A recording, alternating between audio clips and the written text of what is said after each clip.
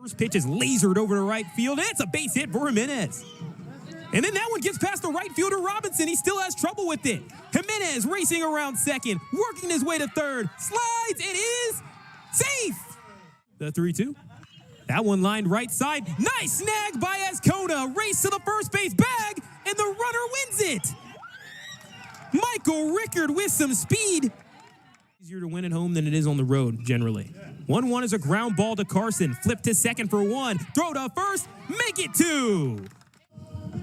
It's been a wild one here in Princess Anne, and we still got a long way to go. Bottom of the third inning, an 11-8 lead for Maryland Eastern Shore over Stonehill. Game 1 of the series will be Carson, Gonzalez, Perez, and Aponte, the 3, 4, 5 of the order. Each guy batting over 300 going into this game, working against Hunter Bell, who was the new pitcher that came in for the starting pitcher, Jimmy Gillerman. The 0-1. And that's taken low, 1 ball and 1 strike. We didn't really get to introduce the new pitcher too well because we've been going a mile a minute in this game, but he's a sophomore from Rockport, Maine by way of Camden Hills High School. Bell's next pitch. This is low and inside. For Bell, this is his 5th appearance of the season. He has started a game before. 7.84 ERA. Across 10 1/3 innings of work. 7 walks to 8 strikeouts going into this game. It'll miss on that 2-1 pitch. It's 3 balls and 1 strike. So again, the big thing for today is the wind speeds are crazy. If you hit a ball hard, chances are the wind will take it the rest of the way. And there's a leadoff walk for Carson. He is the walk leader in the NEC, and he continues to increase that lead. Now batting for the Hawks, Jonathan Gonzalez-Perez. So this will bring on the catcher, Jonathan Gonzalez-Perez. He's already scored twice today. As mentioned, Ansel Carson on first base. His on-base percentage is just crazy. In the last 2 games of that series against Manhattan, he reached base 8 out of his 9 plate appearances in many different ways, and Gonzalez-Perez crushes it. That one is way out of here. Off of the scoreboard for the 5th bomb of the season for Gonzalez-Perez.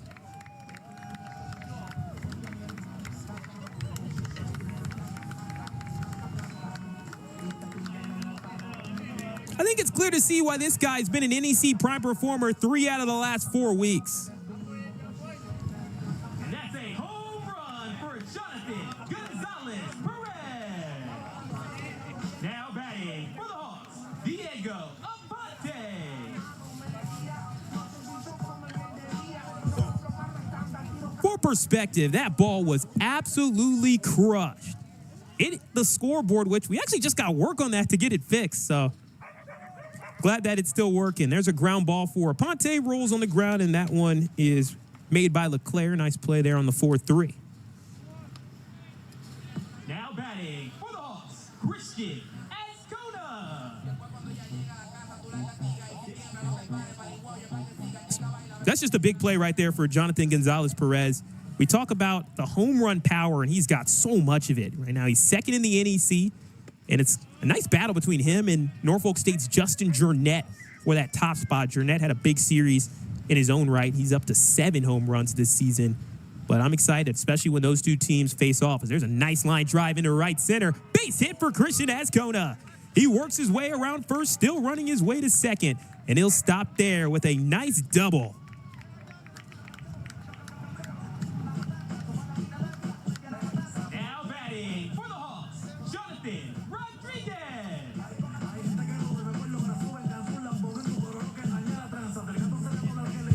The tempo of this game is going a mile a minute. For those who say, oh, baseball's boring, it moves so slow. Well, this is your ball game. It's not moving slow today. It's 13-8 Maryland Eastern Shore, bottom of the 3rd inning. Runner on second, and the pitch is taken for a called strike by Jonathan Rodriguez. And again, going back to that big play, that's the 2nd home run of the day for Maryland Eastern Shore.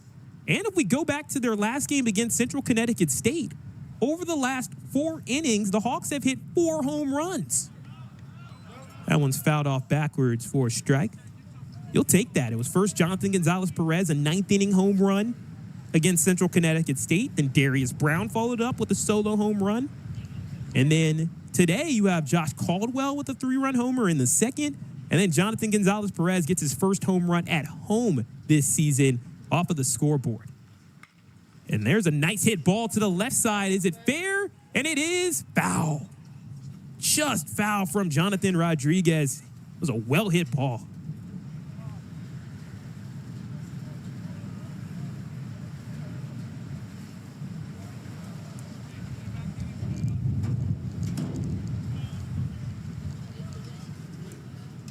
Hawks up to 10 hits today, and they're 1 run away from eclipsing the amount of runs they scored against Stonehill in that Friday game of the series, 14-3.